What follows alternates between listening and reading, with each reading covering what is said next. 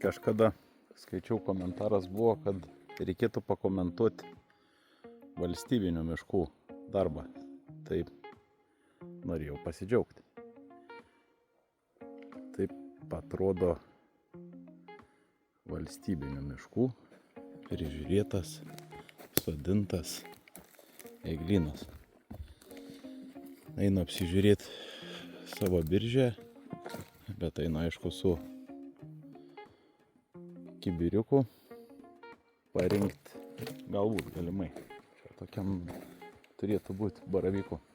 Ir pasidžiaugti norėjau miškininkų specialistų iš urėdijos kuriamų ilgalaikių darbų. Nes,